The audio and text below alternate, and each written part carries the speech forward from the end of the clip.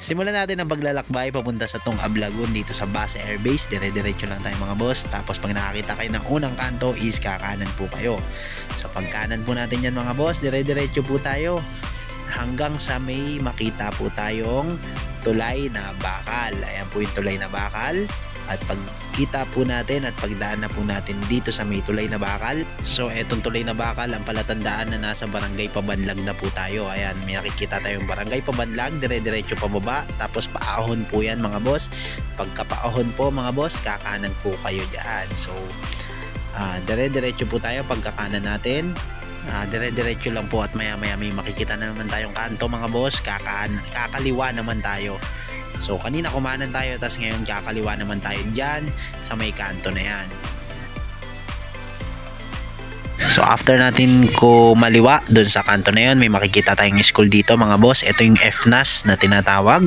Dire-diretso po tayo hanggang may makita tayo na tulay. Ito po yung tulay na to sa SCTEX po ito mga boss. Ayan, alam yan ng mga taga Florida Blanca. So dire-diretso hanggang sa nasa San Ramon na po tayo mga boss. Ayun, nakita nyo I Love San Ramon. Dire-diretso lang po tayo doon. Huwag po kayo liliko doon. May makikita po kayong tulay na maliit na ito.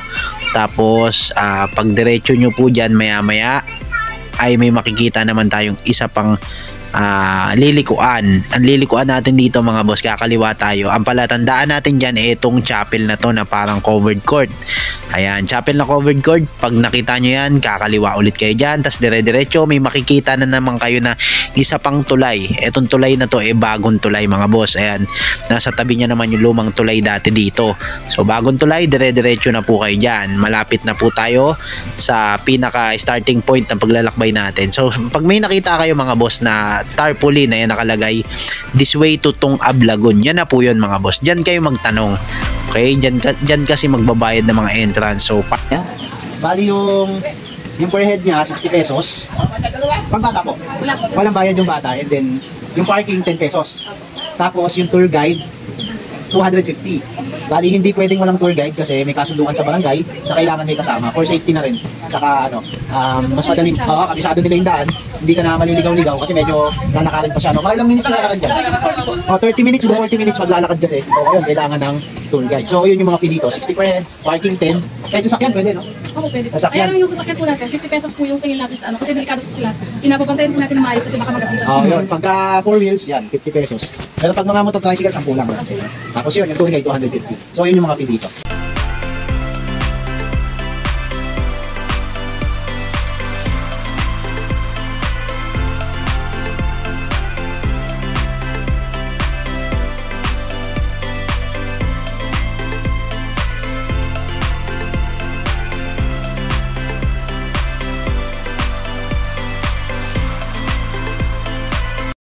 So ayan guys, nagpahinga muna kami dito, nag-stop over kami dito. Ayan.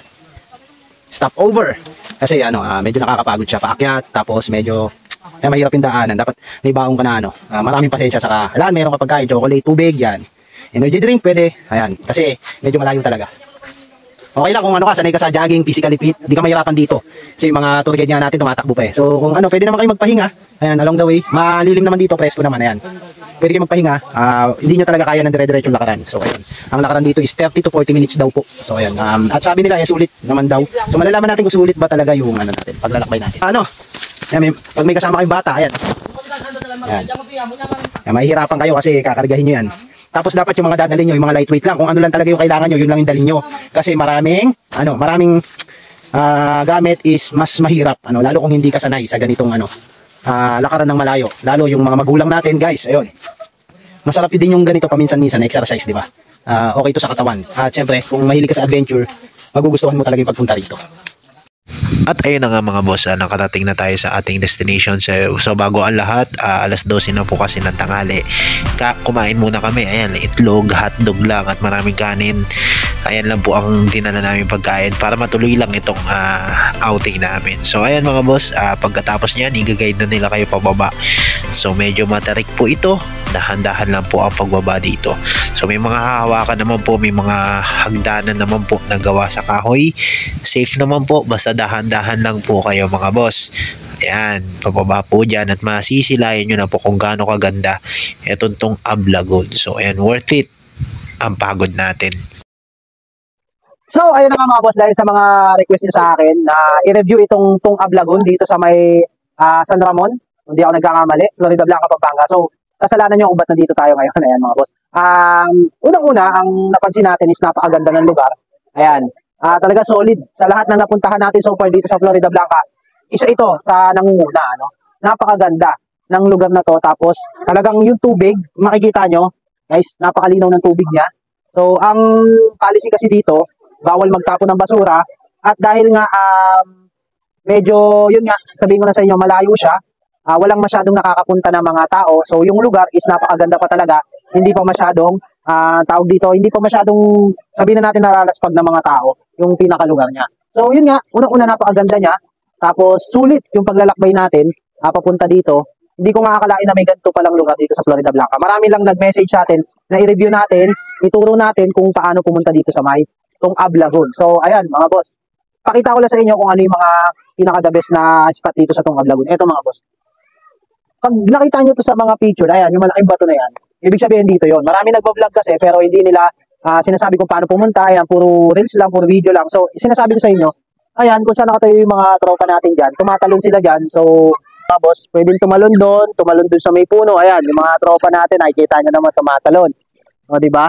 Bawal kumain dito sa may pinakababa, bawal kumain, bawal magtapon ng basura. Ayan mga boss, kung hindi ka physically fit talaga, lalo yung mga magulang natin na may parang mga arthritis na ano, yung lalakarin mo kasi 30 to 40 minutes na trekking, bundok, aakyatin nyo po yung bundok. So pagdating nyo sa tuktok ng bundok, pababa kayo dito.